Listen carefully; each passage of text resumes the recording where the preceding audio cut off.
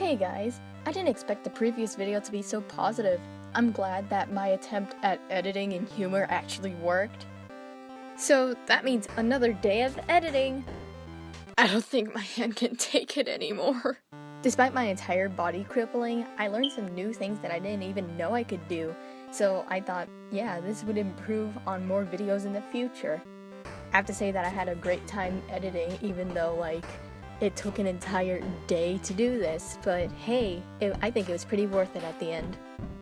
If you haven't watched part 1 and don't know who Venturiantale is, I highly recommend you watch the first video to understand this. And it looks like we're going straight into the chapter today. Time for chapter 2. Enough talking, let's get this show on the road.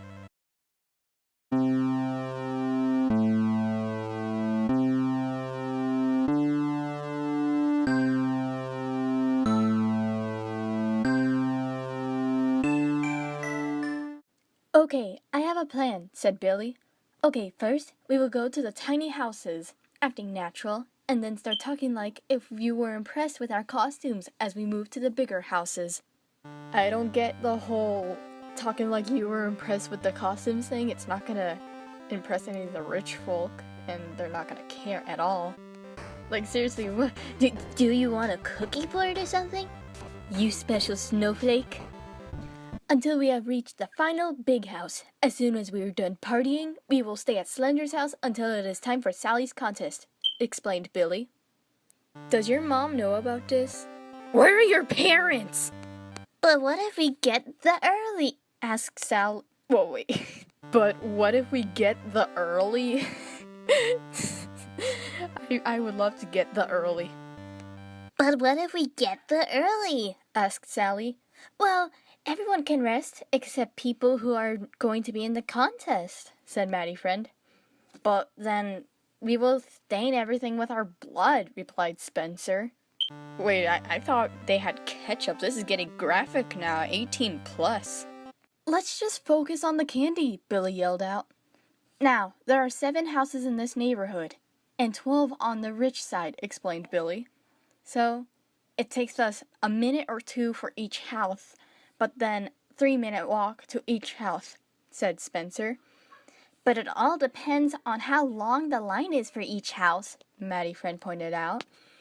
Then we will move on to the next house until the line starts, to have less people waiting, replied Sally. So that's the plan until we get to the party. As soon as we are there, we will start sorting out the plan, said Billy. I think this is a smart idea, replied Spencer. Me too, replied Sally. As long as I'm with Billy, replied Maddie Friend. Why does everything have to end with replied? Seriously. But on another note, this is friendship goals, oh my god. They all smiled at each other, grabbed their bags, and moved out to their lot, where all the children are constantly going to the Acapulcos and receiving candy. As they start stepping out, they see Gertrude and Acapulco waving at them. Don't get kidnapped, Gertrude reminded. And bring lots of candy, yelled Acapulco. Just remember the plan, guys, whispered Billy. Oh, Billy, I forgot to ask you, said Maddie Friend. Are we going to split up or stick together? Maddie Friend asked. That's actually a good question. We always stick together, replied Spencer. Spencer is right. We only split up in emergency situations, said Sally as they passed through the trick-or-treaters. Sally screamed, I forgot my bag! Boy, why you be forgetting your bag? Everyone picked them up at the beginning. Sally runs over to the house until she finds it in the garage. As she leans towards the bag, it had something behind it. It looked like a spider. Oh god. But it had 10 legs and a big mouth. Oh god! Sally wasn't afraid of spiders too much, so she picked it up and saw blood behind it. It was dripping on her hand and dress. She started to get worried until the spider jumped on her face. You see this giant friggin' spider, so instead of taking out a hammer to demolish it, you pick it up? Great thinking, mate. She tried to scream, but its body was bigger than her face. The blood was starting to get all over her face and dress. After that, it crawled into her back and bit her as hard as it can. She grabbed it and threw it against the wall, and it ran off. She had no time to gussy up and fix the blood and bite on her neck.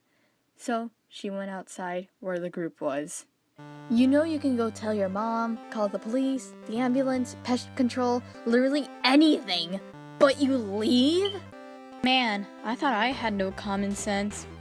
Guess, you know what, we can't even change anything now, because we just finished chapter 2 of Trick or Scream, figuring out the plan. This is where it starts.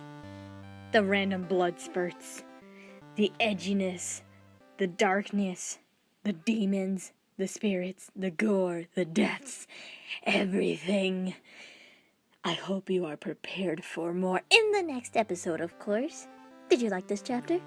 Tell me your favorite part in the comments, and how you think the next chapter will go. Please like and even subscribe if you want to hear more of this series. I hope you have a great day. Goodbye. Just a side note, I wouldn't mind any fan art of this. You can do whatever you want. It's not exactly my characters, it's just the story I made. And I wouldn't mind any BGFF fan art either. Thank you. Not to sound desperate or anything, I just want to, maybe clarify that we allow fan art and stuff. Thank you. Again, goodbye.